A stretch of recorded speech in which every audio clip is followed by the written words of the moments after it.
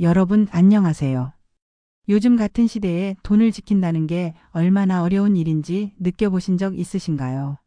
아마 이 영상을 보고 계신 분들이라면 한 번쯤은 이런 고민을 해보셨을 겁니다. 내가 평생 아껴 모은 돈 도대체 어디에 두는 게 가장 안전할까? 이런 걱정 정말 당연한 겁니다. 젊을 때는 돈을 버는 일에만 집중했지만 나이가 들수록 이제는 그 소중한 돈을 어떻게 지켜야 할지가 더 큰 고민이 되거든요. 특히 요즘처럼 경제가 불안하고 물가는 계속 오르는 상황에서는 더욱 그렇죠. 어떤 분들은 이렇게 말하십니다. 그래도 은행이 제일 안전하지. 국가에서 보장해 주잖아. 또 어떤 분들은 아예 불안해서 현금을 집 안 어딘가에 숨겨두기도 하고요. 내 눈앞에 있어야 마음이 놓인다면서 말이죠. 이런 마음 충분히 이해합니다. 저도 어머니를 통해 그런 심정을 자주 봐왔거든요. 하지만 여러분, 정말 놀라운 사실이 하나 있습니다. 바로 그 안전하다는 믿음 때문에 오히려 가장 큰 피해를 보신 어르신들이 정말 많다는 겁니다. 제가 이런 말씀을 드리는 건 막연한 추측이 아닙니다. 저는 지난 20년 가까이 금융 현장에서 어르신들을 직접 상담하며 정말 수많은 사례를 이 눈으로 똑똑히 봐왔습니다.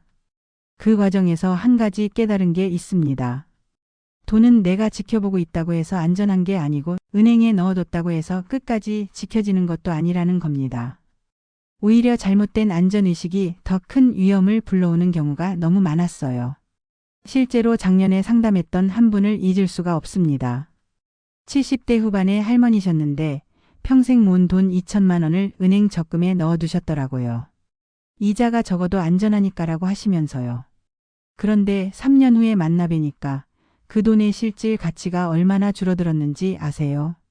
물가 상승을 고려하면 실제로는 몇백만 원어치의 구매력을 잃으신 거였습니다. 또 다른 분은 집에 현금으로 5천만 원을 보관하고 계셨어요.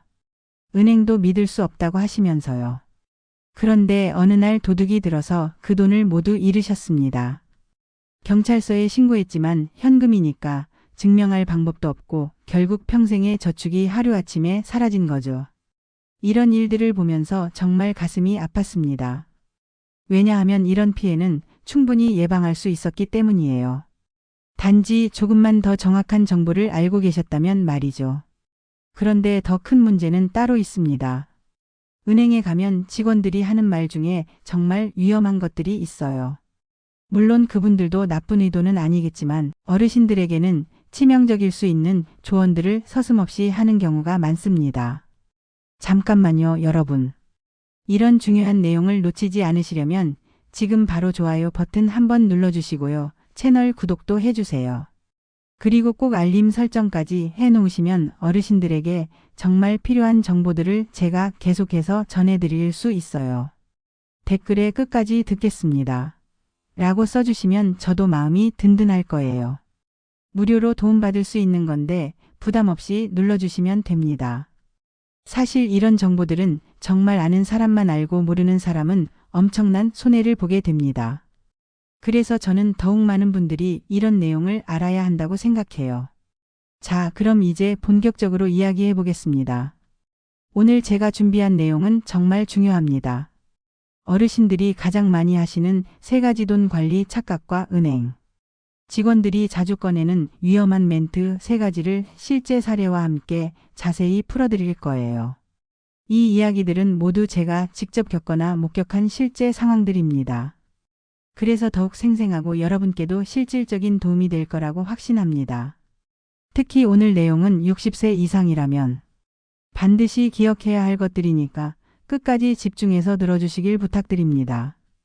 혹시 영상을 보시다가 이거 완전 내 이야기네 하는 순간이 있으시면 댓글로 경험담도 나눠주세요. 특히 나도 이런 실수했었다, 우리 집도 이랬다 같은 이야기들 정말 환영입니다. 여러분의 경험이 또 다른 누군가에게는 정말 소중한 교훈이 될 수 있거든요. 우리 모두가 서로 도우면서 더 현명한 선택을 할 수 있지 않겠습니까? 그리고 혹시 주변에 이런 고민을 하고 계신 분들이 있으시면 이 영상을 꼭 공유해 주세요. 한 분이라도 더 도움을 받으셨으면 좋겠어요. 마지막으로 한 가지만 더 말씀드리고 본론으로 넘어가겠습니다. 오늘 이야기를 듣고 나시면 아마 그동안 내가 알고 있던 상식이 완전히 틀렸구나라고 느끼실 수도 있어요. 하지만 걱정하지 마세요. 늦었다고 생각할 때가 진짜 늦은 거라고 하잖아요. 지금이라도 알게 되신 게 정말 다행입니다. 자, 그럼 이제 본격적으로 어르신들이 자주 하시는 돈 관리 착각 3가지부터 말씀드리겠습니다. 이 내용들은 모두 제가 직접 상담하면서 만난 실제 사례들이에요. 혹시 들으시면서 이거 나도 그랬는데 하시는 분들은 댓글에 꼭 써주세요. 첫 번째 착각은 현금은 내 눈에 보여야 안전하다는 생각입니다. 정말 많은 분들이 이렇게 생각하시는데요. 서울에 사시는 72세 김 할아버지 이야기를 들려드릴게요. 이분은 평생 모은 3,500만 원을 장롱 속 깊숙한 곳에 넣어두셨습니다.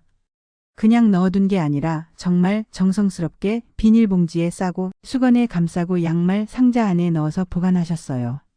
내 돈은 내가 직접 지켜야 한다. 은행도 믿을 수 없고 정부도 믿을 수 없어. 내 눈앞에 있어야 마음이 놓인다는 마음이셨던 거죠. 매일 아침 일어나면 그 상자를 확인하시고 밤에 주무시기 전에도 한 번 더 보셨대요.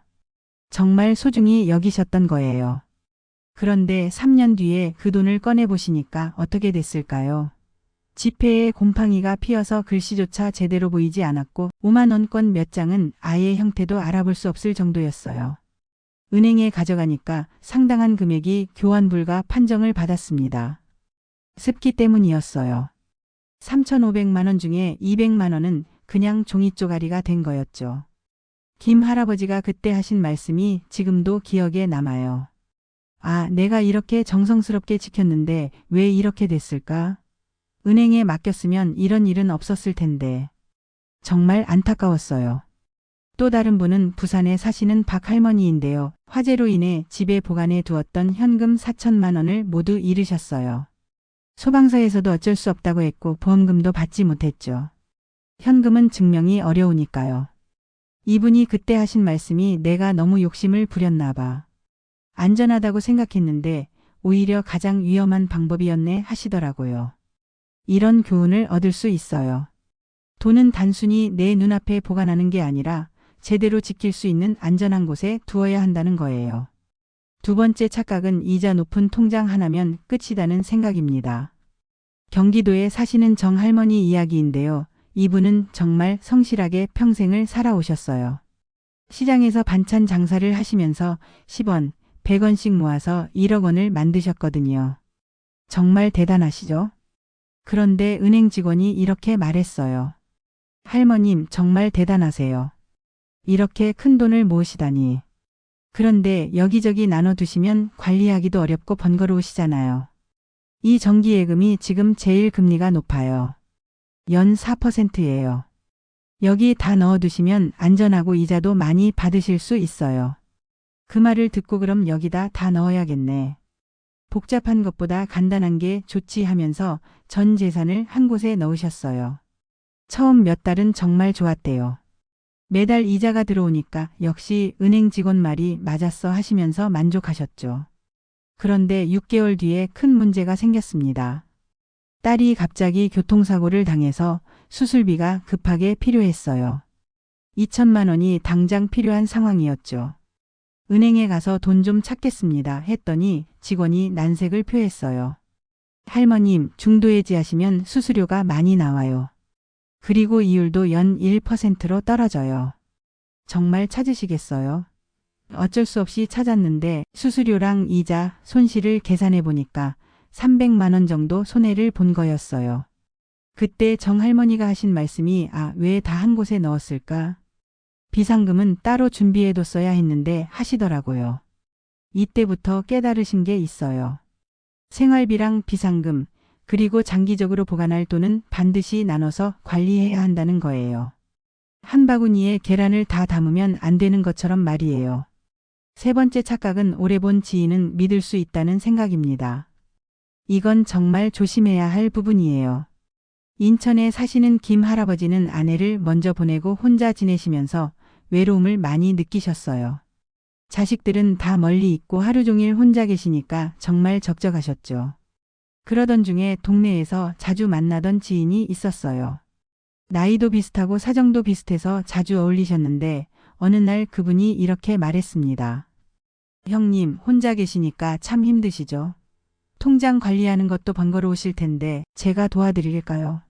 통장이랑 도장 제가 안전하게 보관해 드릴게요. 필요할 때마다 찾아다 드릴 테니까 걱정 마세요. 정말 고마운 말이죠? 김 할아버지도 그렇게 생각하셨어요. 이 사람이 나를 도와주려는구나. 혼자 사는 내 처지를 이해해 주는구나 하면서 의심조차 안 하고 통장과 도장을 맡기셨습니다. 그분이 형님, 가족들한테는 굳이 말씀 안 하셔도 될 것 같아요. 괜히 걱정만 끼치잖아요 라고 하니까 그래, 맞다 하시면서 가족들에게도 말씀 안 하셨어요. 처음 한두 달은 정말 좋았어요. 필요할 때 말씀드리면 바로 찾아다 주셨거든요. 역시 좋은 사람이야 하면서 더욱 신뢰하게 되셨죠. 그런데 석 달 뒤에 은행에서 갑자기 연락이 왔어요. 고객님, 통장에서 대출이 실행됐는데 확인하셨나요? 김 할아버지는 깜짝 놀라셨죠. 무슨 대출이요? 저는 대출 받은 적 없는데요. 알고 보니까 그 지인이 김 할아버지 명의로 대출을 받아서 돈을 빼돌린 거였어요. 그것도 한 번이 아니라 여러 번에 걸쳐서요. 총 5천만 원이 사라져 있었습니다. 김 할아버지가 그 지인에게 연락해봤지만 전화도 안 받고 집에 가봐도 이미 이사를 간 뒤였어요. 경찰서에 신고했지만 통장과 도장을 직접 맡기셨으니 입증하기 어렵다는 답변만 돌아왔죠. 김 할아버지가 그때 얼마나 후회하셨는지 몰라요. 내가 너무 순진했나? 어떻게 사람을 이렇게 믿었을까? 하시면서 며칠 동안 식음을 전폐하셨어요. 이런 교훈을 얻을 수 있어요. 돈과 중요한 서류는 도와줄 수 있는 사람보다는 진짜로 책임질 수 있는 사람과만 공유해야 한다는 거예요. 아무리 오래 알았던 사이라도 말이죠. 이제 은행 직원들이 자주 하는 말 중에서 절대 믿으면 안 되는 위험한 멘트 3가지를 말씀드리겠습니다. 이런 말들을 들으시면 일단 의심해 보세요. 첫 번째는 어르신 연세에 딱 맞는 상품이에요 라는 말입니다. 대구에 사시는 이 할머니는 이 말을 듣고 설명도 제대로 안 듣고 바로 도장을 찍으셨어요. 내 나이에 맞다고 하니까 분명 좋은 거겠지. 은행에서 추천하는데 나쁠 리 없어 하면서요. 그런데 나중에 알고 보니까 그게 단순한 예금이 아니라 펀드와 보험이 섞인 복잡한 상품이었어요. 5년 뒤에 돈을 찾으려고 하니까 원금 2천만 원이 1,500만 원으로 줄어 있었습니다. 그때서야 이게 원금 손실 위험이 있는 상품이었구나 하고 알게 되신 거예요. 이 할머니가 눈물을 흘리시면서 왜 그때 자세히 안 물어봤을까? 왜 가족들한테 상의 안 했을까? 하고 후회하셨죠. 이런 교훈이 있어요. 내 나이에 맞다는 말은 그냥 영업 멘트일 수 있으니까 반드시 직접 확인하고 가족과 상의해야 한다는 거예요. 두 번째는 오늘 안 하면 손해예요 라는 말입니다. 특히 월말이 되면 이런 말을 정말 자주 들으실 거예요. 전주에 사시는 박 할아버지 경험담인데요. 은행에 가셨더니 직원이 이렇게 말했어요. 할아버지, 정말 좋은 타이밍에 오셨어요. 이 상품이 오늘까지만 가입 가능해요. 금리가 내일부터 확 떨어져요. 지금 안 하시면 다음에는 이런 조건으로 못 해드려요. 정말 놓치시면 아까우실 거예요. 이런 말을 들으니까 박 할아버지 마음이 급해지셨어요. 그럼 빨리 해야겠네. 좋은 기회를 놓치면 안 되지 하면서 서둘러서 가입했는데 나중에 자세히 보니까 원금 손실 위험이 있는 복잡한 상품이었어요. 가족들한테 상의할 시간도 없이 급하게 결정한 거였죠. 몇 달 뒤에 아들이 그 상품을 보고 깜짝 놀랐어요. 아버지, 이거 위험한 상품이에요. 왜 이런 걸 하셨어요? 그때서야 박 할아버지가 내가 너무 성급했구나 하고 깨달으셨죠. 진짜 좋은 상품이라면 충분히 생각할 시간도 주고 가족과 상의할 기회도 줍니다. 이런 교훈이 있어요. 급하게 결정을 재촉하는 순간에 오히려 한 발짝 뒤로 물러서야 한다는 거예요. 세 번째는 자녀분께는 말씀 안 하시는 게 나으실 거예요 라는 말입니다. 이 말이 가장 위험해요. 수원에 사시는 최 할아버지가 바로 이런 경험을 하셨거든요. 은행 직원이 이렇게 말했어요. 할아버지, 자녀분들은 요즘 바쁘시잖아요. 이런 걸로 괜히 신경 쓰게 하지 마세요. 할아버지가 알아서 잘 결정하시면 돼요. 굳이 말씀 안 하셔도 될 것 같은데요. 배려하는 것처럼 들리죠? 최 할아버지도 그래 애들 바쁜데. 괜히 귀찮게 하지 말자 하시면서 가족에게 숨긴 채로 복잡한 금융상품에 가입했어요. 그런데 1년 뒤에 병원비가 급하게 필요해서 그 상품을 해지하려고 했더니 큰 손실이 발생했어요. 원금의 30%를 잃은 거였죠. 그때서야 자녀들에게 말씀하셨는데 아들, 딸들이 정말 충격을 받았어요. 아버지, 왜 우리한테 말씀 안 하셨어요? 우리가 도와드렸을 텐데. 이런 상품은 절대 하시면 안 되는 거였는데. 자녀들이 얼마나 속상해 했는지 몰라요. 그때 깨달은 게 있어요. 금융 관련 결정은 혼자가 아니라 가족과 함께 해야 한다는 거예요. 숨길 이유가 있는 상품은 애초에 좋지 않은 상품일 가능성이 높거든요. 여러분, 이런 사례들을 들으시면서 어떤 생각이 드시나요? 혹시 나도 이런 적 있었는데 하시는 분들은 댓글에 나도 당했다라고 써주세요. 그런 경험담들이 다른 분들에게 정말 큰 경고가 될 수 있어요. 우리가 서로의 경험을 나누면서 더 똑똑해질 수 있잖아요. 지금까지 정말 중요한 이야기들을 함께 나눠봤는데요. 오늘 우리가 꼭 기억해야 할 핵심 내용들을 다시 한번 정리해 보겠습니다. 이 내용들은 정말 단순하지만 실천하기는 쉽지 않은 것들이에요. 첫 번째로 기억하셔야 할 것은 현금을 집에 둔다고 해서 안전한 게 아니라는 겁니다. 아까 말씀드린 김 할아버지처럼 장롱 속에 숨겨둔 돈이 곰팡이로 못 쓰게 되거나 화재나 도난으로 한순간에 사라질 수 있어요.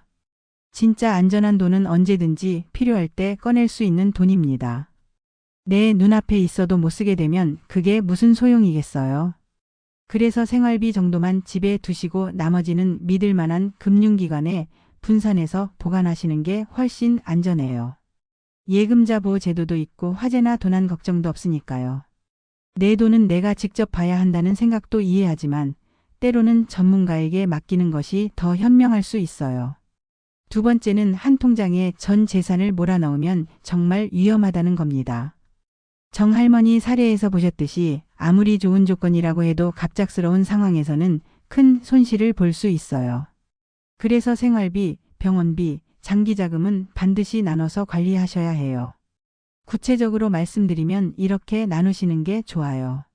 생활비는 한두 달치 정도를 쉽게 찾을 수 있는 적금이나 자유적금에 두시고 병원비나 응급자금은 300만 원에서 500만 원 정도를 따로 준비해 두세요. 그리고 나머지 여유자금은 조금 더 수익을 낼 수 있는 상품에 분산해서 넣어두시는 거예요. 이렇게 나눠두시면 급한 일이 생겨도 큰 손실 없이 필요한 돈을 쓸 수 있어요. 계란을 한 바구니에 담지 말라는 말이 괜히 있는 게 아니거든요. 세 번째는 아무리 오래 본 지인이라도 아무리 친절한 은행 직원이라도 그들의 말을 맹신하면 안 된다는 겁니다. 특히 어르신 연세에 딱 맞는 상품이에요. 오늘만 가능한 특별 혜택이에요. 가족들한테는 말씀 안 하시는 게 좋을 것 같아요. 이런 말들은 정말 위험한 경고 신호라고 생각하세요. 이런 말을 들으시면 일단 잠깐 왜 그렇게 급하게 하려고 하지? 왜 가족들한테 숨기라고 하지? 하고 의심해 보세요. 진짜 좋은 상품이라면 충분히 생각할 시간도 주고 가족과 상의할 기회도 줄 거예요. 그리고 꼭 기억하세요. 금융상품에 가입할 때는 반드시 가족들과 상의하세요. 자녀분들이 바쁘시더라도 이런 중요한 일은 함께 결정하는 게 좋아요. 혼자 결정해서 좋을 일은 별로 없거든요. 여러분, 정말 중요한 건 이거예요. 돈은 모으는 것보다 지키는 게 훨씬 더 어렵습니다. 젊을 때는 벌기만 하면 됐지만 이제는 그 소중한 돈을 어떻게 안전하게 지켜나갈지가 더 중요한 과제가 된 거죠. 하지만 걱정하지 마세요. 오늘 우리가 함께 배운 이 작은 지혜들만 실천해도 앞으로 10년, 20년 노후가 훨씬 안전해질 수 있어요. 복잡한 게 아니에요. 그냥 조금만 더 신중하게, 조금만 더 의심해보고 조금만 더 가족과 상의하시면 돼요. 여러분이 평생 힘들게 모은 그 소중한 돈이 사기꾼들 손에 넘어가거나 잘못된 판단으로 사라지는 일이 있어서는 안 되잖아요. 그런 일들을 예방하는 게 바로 오늘 우리가 나눈 이야기의 목적이에요. 혹시 오늘 영상을 보시면서 우리 집 할아버지, 할머니한테 꼭 보여드려야겠다 하는 생각이 드신 분들은 꼭 공유해 주세요. 그 한 번의 공유가 누군가의 노후 자산 수천만 원을 지킬 수도 있어요. 정말 그래요. 그리고 만약에 주변에 나는 은행을 안 믿어서 집에 현금으로 보관한다고 하시는 분이나 은행 직원이 추천해 준 상품이니까 무조건 좋을 거야 라고 생각하시는 분들이 계시면 이 영상을 꼭 보여주세요. 그분들에게는 정말 큰 도움이 될 거예요. 오늘 영상이 도움이 되셨다면 좋아요 버튼도 꾹 눌러주시고요. 아직 구독 안 하신 분들은 구독 버튼도 눌러주세요. 그리고 알림 설정까지 해놓으시면 앞으로도 어르신들에게 꼭 필요한 정보들을 계속 받아보실 수 있어요. 특히 댓글로 여러분의 경험담도 많이 남겨주세요. 나도 이런 실수했었다. 우리 가족도 비슷한 경험이 있다. 이런 방법으로 해결했다 같은 이야기들이 다른 분들에게 정말 큰 도움이 돼요. 우리가 서로의 경험을 나누면서 더 현명해질 수 있잖아요. 그리고 혹시 오늘 내용 중에서 궁금한 점이나 더 자세히 알고 싶은 부분이 있으시면 댓글로 질문해 주세요.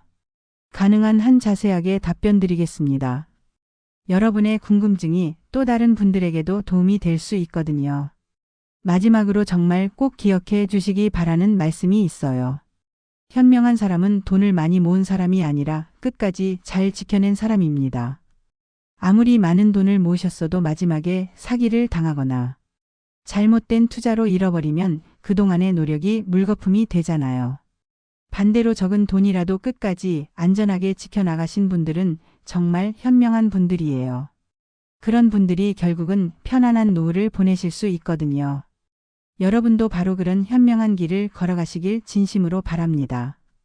오늘 배운 내용들을 잊지 마시고 앞으로 어떤 금융 상품을 접하시든 오늘의 교훈을 떠올려 주세요.